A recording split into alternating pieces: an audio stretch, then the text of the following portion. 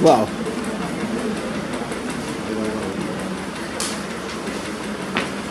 So folks, we have, as I said, 4 types of data. One is cross-section data, which is studying several individuals at the same point of time. Then you have time series data, which is studying an individual over time. Then you have time series of cross-section, where you have different individuals, a cross-section of different individuals studied over time. NSSO, consumer expenditure data, would be an example of a cross-section of time, a time series of cross-section, right? Whereas when you have panel data, you have the same set of individuals studied over time, right? The individuals including the cross-section remain the same over time, right? So there are 4 kinds of data structures. Okay, and the last data structure is actually particularly very important, and that is becoming an important source of research, because what panel data does it allows you to study variations across individuals at a point of time and variation between the same individuals over time. Right? So if you're interested, for example, in how experience affects earnings, then you can study that at the level of the same set of individuals at a point of time. Different people have different experience and different earnings. And you can also study it over time, where the same individuals obtain more experience, how do their earnings change. So you can work with time and cross-section dimensions at the same time. Right? So panel is very important. But this lecture is about time series. So take a classic example of a time series. Suppose you buy a banyan tree. You buy a small potted tree, right? And you buy the tree. The tree is, say, 1 foot tall, okay, 2 feet tall. The tree is 2 feet tall, okay? Right? Now, suppose the tree grows every year by half a foot, but it doesn't grow exactly by half. It grows by plus or minus some. So if t is equal to 0, the height of the tree was 2 feet. At t1, what do you expect the height to be? 2.5, and the actual height will be 2.5 plus or minus something. Right? So we will call this, so this height will be 2.5 plus some random error E1. Yeah? At t2, what do you expect the height to be? 3 feet plus some random error E2, so on, right? So, if you wanted to have a mathematical equation expressing this relationship, then I will say height of the tree at time t is 2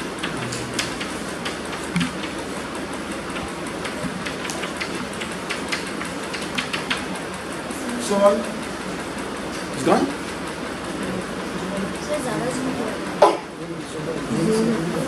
तुम्ही जास्त करते रे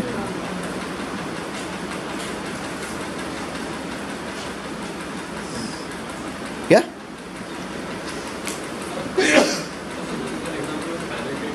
The example of time series. You are studying the same tree over time, right? So does this mathematical formula work? Does this mathematical formula describe the height of the tree at time t? So at t is equal to 0, what will be the height of the tree? 2. At t is equal to 1, what will be the height of the tree? 3 plus or minus some random error term, right? Okay? At t is equal to 2, so you have to substitute the value of 2 and you will get an equation, right? Okay, now let ET, I have to put some specification for ET. Say ET is normally distributed, say, with some mean and variance sigma square E, right? Then how will this look like if I have to geometrically describe this? This is the height of the tree at time t. This is, yeah? Sure? At t is equal to 0, what is h0? At t is equal to 0, what is h0? 2. So this is at 2. So 2 plus 0.5t will be a line like this. with the intercept equal to 2 and slope equal to 0.5. And the actual growth rate, actual value would be quoted to you would be somewhere around this, depending on what EP is. Right? Okay? Depending upon what EP is. Sure? Right? Okay. Now, so this is the model. Ht is equal to 2 plus 0.5 t plus t. Right? Right? Okay. So now let me ask you some questions about this. This is called a linear trend model. This is called a linear trend model. This is called a linear trend model. On the other hand, suppose if you're looking at say population or money stock or something which grows at a certain percentage every year. If you have a variable, this is growing at a certain absolute quantity every year. But say population, money supply, etc. grow at a certain percentage every year. Right? So it will be 2% of everything, right? 2% of what the previous year was. So it actually get a growth like this. It will not be linear, it will be percentage of something. Right? So it will look like this. Sure? It will look like this. So how do you describe such a model? If you have to build an equation for something which grows like this, suppose this is yt and this is t.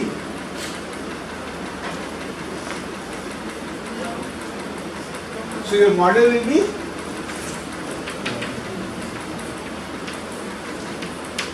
where r will be the growth rate, y0 will be the initial value, and yt will be the value at time period t. Right? This is called the exponential growth model. Right? If you are doing compound interest, for example, this is the kind of model that you will be using. So what you do is log yt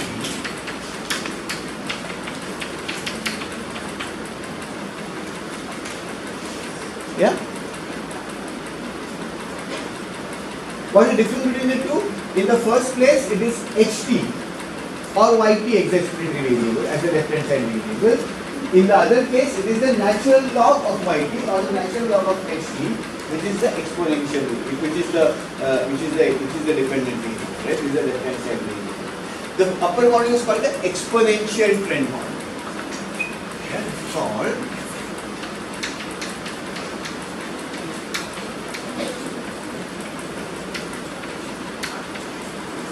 the exponential trend model.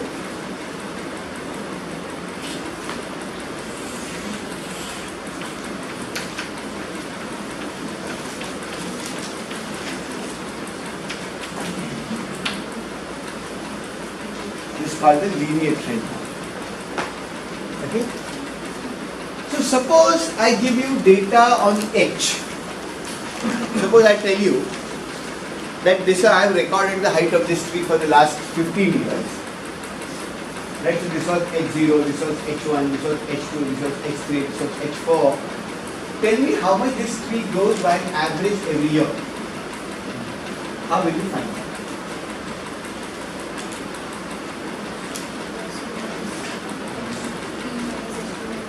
No. So you realize that in this case, for example, ht can be written as alpha plus beta t plus et. This can be written as ht equal to alpha plus beta t plus et.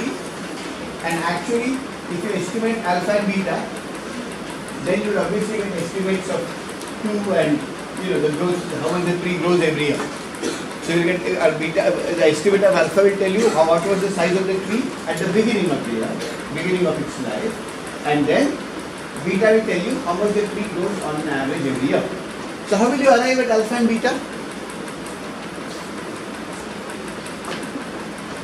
What is the data that you have? Ht, which is the height of the tree every year for the last 15 or say 20 years. So you have some information on Ht. So you have data on Ht. What will you do? How do you arrive at alpha and beta?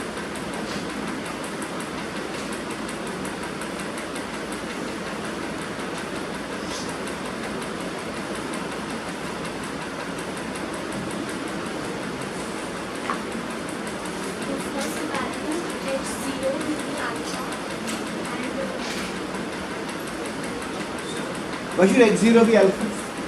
x0 is not alpha.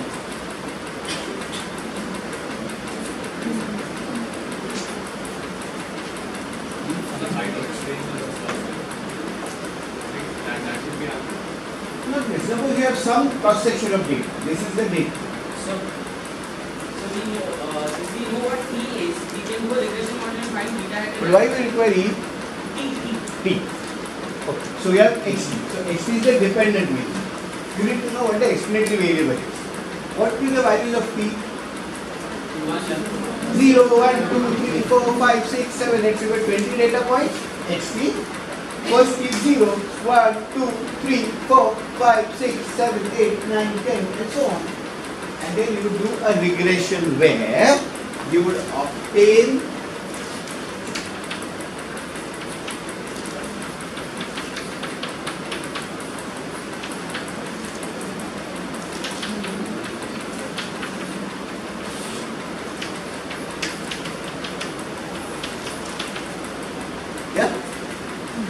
Why would this be the case? Why would you get the estimate of beta at ht minus h bar t, et minus t, t minus t bar t and all that?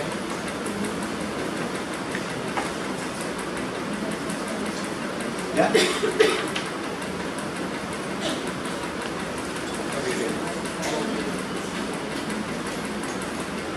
For beta hat, what is the formula for beta hat? Summation x minus h bar y minus y. What's in the numerator? What is y in the numerator? So what is h minus h bar? Y minus y. What is t minus t bar? So you have the numerator x minus h bar y minus y bar. In the denominator, what do you have? X minus h bar. So you get beta hat. Simply you get estimates of alpha and beta. If you have exponential trend, what would you do? Except ht will be log of ht. Except ht, you will have the log of ht and you will get the exponential trend appropriate, right? Where beta hat, that if you do this regression and if you get an estimate of r, then that is called the compound annual rate of growth. So you get the CAGR estimates, so compound annual growth rate estimates, right? So you obtain those growth rate estimates over a period of time. Your data over say 20 years, right? Okay. Then you put all that data as a dependent variable, take the natural log of everything. That becomes your dependent variable of the regression. T starts from 0, 1, 2, 3, 4, 5, 6, whatever till the last. You do a simple linear regression, get an estimate of beta hat there, and if you multiply that to 100, it becomes the compound annual percentage rate of growth. Right? That becomes the compound annual percentage rate of growth. Right, so that's how you create simple trend growth rates. Right, so this is how you fit. This is called also fitting a linear trend or an exponential. Okay, so when economists do fitting a trend to the data, then they either fit a linear trend or an exponential trend, and this is what they do. Is the idea clear? Right? So how to estimate growth rates, simple annual growth rates, compound annual growth rates, so on and so forth. Right? So if I were to ask you, so tell me two things. If I were to ask you, what is the growth rate of the Indian economy this year? What will you say? How will you get the growth rate of the Indian economy this year? We'll have to take the cost rates and sort of estimate what it will be. I'm just asking what is the growth rate this particular year. So you will take this year's GDP, subtract from it last year's GDP, divide by last year's GDP, multiply by 100. You will get this year's percentage annual growth rate, right? So GDP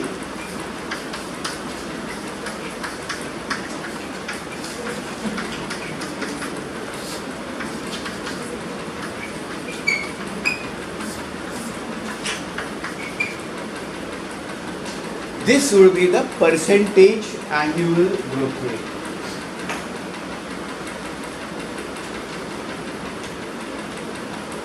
Yeah? This will be the percentage annual growth rate. Sure? Right? Whereas if I ask you, what has been the growth rate of the Indian economy from 2001 till date? What will you do? Previous year, compared to previous year. No, sir, actually, we will sum the growth rate on all the years and then divide by average. That's one way. But is there any other way? But regression You do a regression. You do a regression, right? You do a regression. Yeah? One is, as it says, take the average growth rate, right? Whereas the other thing is, of course, to take a regression. Why would a regression be better? What is the difference between the two? Regression will help you forecasting better as compared to. Statistically, what is the difference between estimating the growth rate by doing a simple regression and averaging all the growth rates? you don't need all the data. You do not need entire data. So we need all the data for the growth rate. For the regression, we need all the data.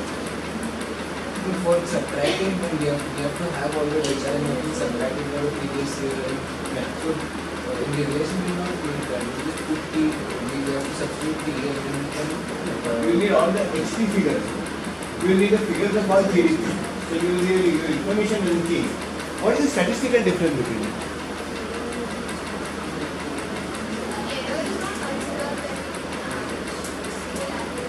Okay, so what she says is, one of the things that she says is that what you get will be an estimate, will be the average growth rate, right? Will be the average growth rate, whereas with the regression what we will do is something different. What way will that be? She's saying that we are not taking the error into consideration. That's very important, right? So what will it do?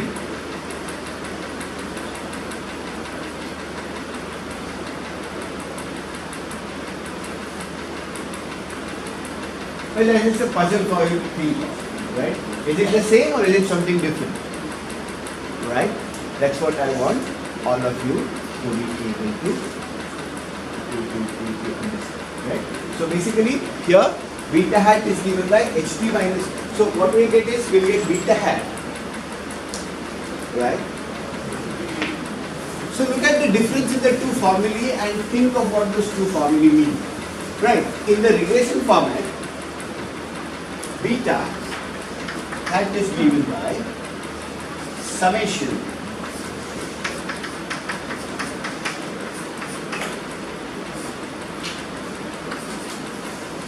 into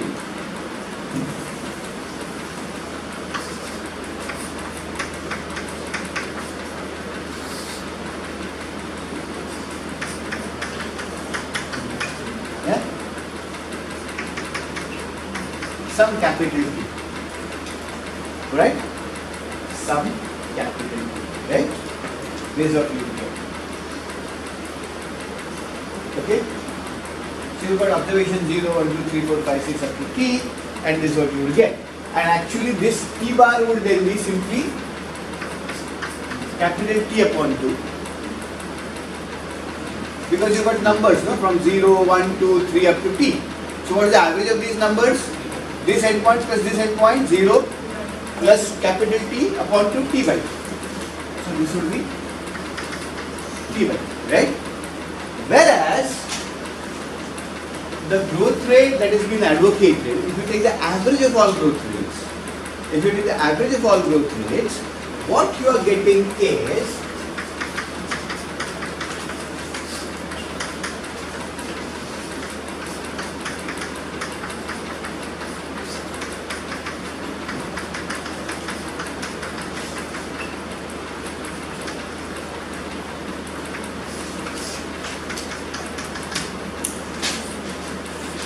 whole divided by 2, right? Yeah, which is equal to what? Which can be written as 1 upon T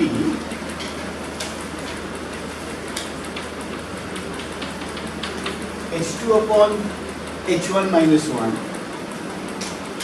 right? Plus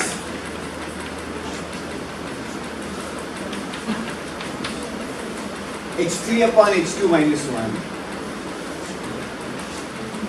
Sure? So if you keep on doing this, what will you get? You will get ht upon ht minus 1 minus 1, right? Sure?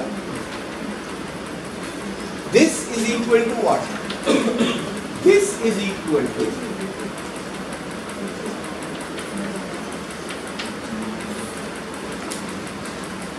1 upon t summation, actually h1 upon h0 से चालू होगा ना, first is h0, right? So it will be ht upon ht minus 1, t goes from 1 to t minus t, right? Sure? This is the point. This is what the formula will be. Now, can you check whether both the formulae are identical or they different? Yeah, but that's a bit of homework that you have to do. Right? And you must understand what is the difference between the two.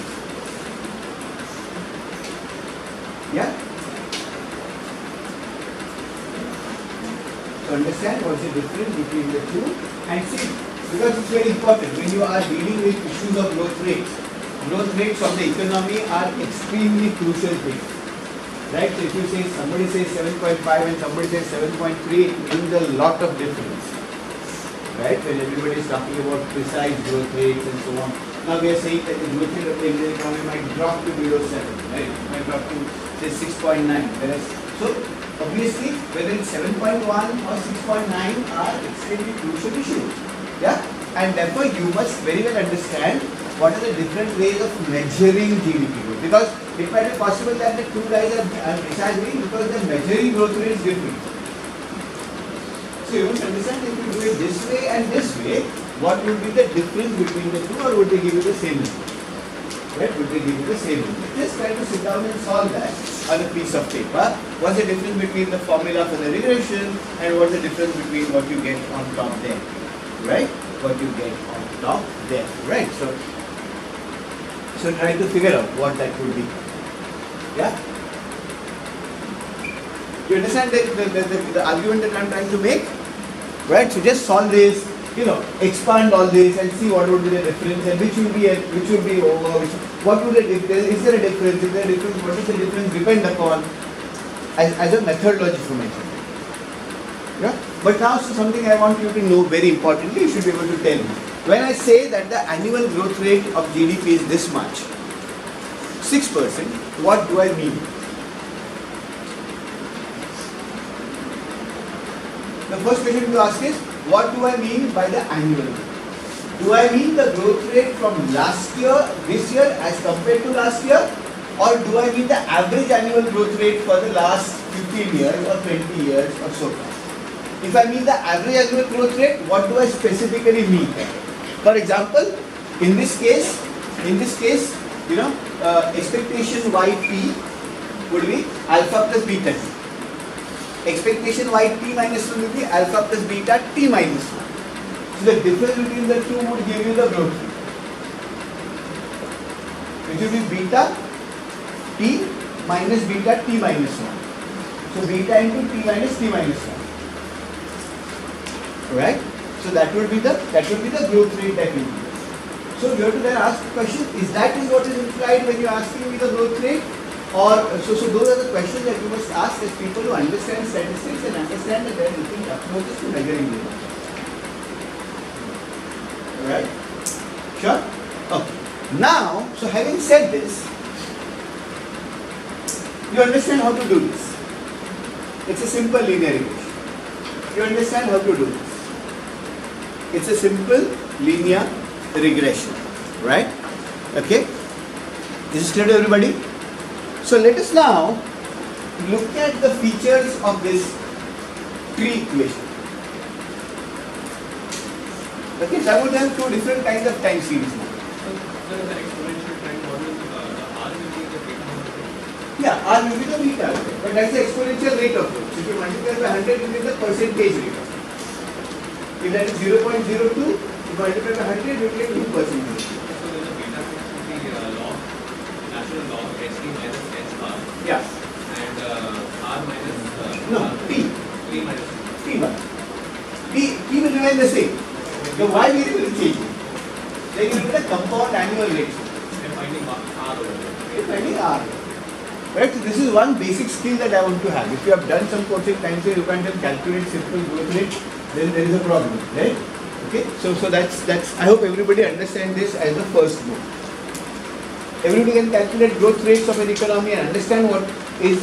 So understand that it's not a very straightforward question when somebody asks you what is the growth rate of the Indian economy. Then you have to ask them further question. Just to clarify what is expected. Yeah? Okay. Now, so this is one time series. So let me think of three different types of time series. Right? The one time series that I have is the tree time series. Okay?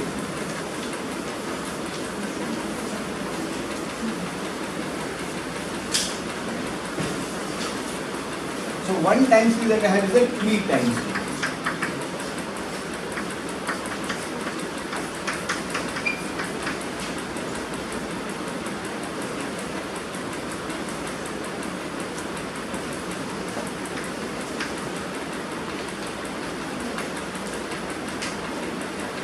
Yeah? Sure? Alpha plus beta t plus e. This, which is called the tree time series. Okay? I'm going to later on give it different names, just for us to understand. The second time series is a little bit of a weird time series. I'm going to call it the frog time series. Right? What is the frog time series? The frog time series is like this. So we have an urn, and in that urn, me and my friend have kept a frog. The frog which sits inside the urn.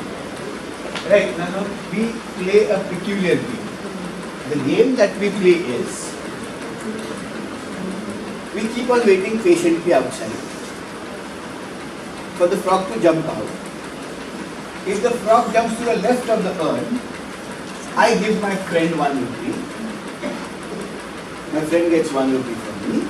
If the frog jumps to the right of the urn, my friend gives me 1 rupee. Right? So there is my friend urn. If the frog jumps to the left of the urn, my friend gets 1 rupee. If the frog jumps to the right of the urn, I give him 1 rupee. He gives me 1 rupee. He loses. Right? So when the frog is jumped out, we put the frog back again. And we keep on waiting for the frog to jump out. Right? Now the frog is a completely random jump. Right? Where he will jump this time has nothing to do with where direction he jumped in the last time. That's an important assumption. So we call that frog a zero memory frog. Right? That frog has no particular memory, no particular liking, and so he can go, in fact stock returns are like that. So frogs can jump either this side or that side. Completely randomly, this is a equal chance of the frog jumping to the left or frog jumping to the right.